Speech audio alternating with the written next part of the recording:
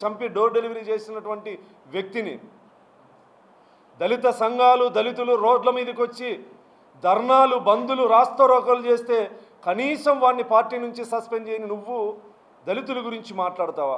అసలు ఇక్కడ నువ్వు తిరుమలకి నీ పర్యటన నువ్వు రద్దు చేసుకోవడానికి దళితులు ఆలయ ప్రవేశానికి పొంతాన లేని మాటలు, అంటే ప్రజల్ని దళితుల్ని రెచ్చగొట్టే విధంగా.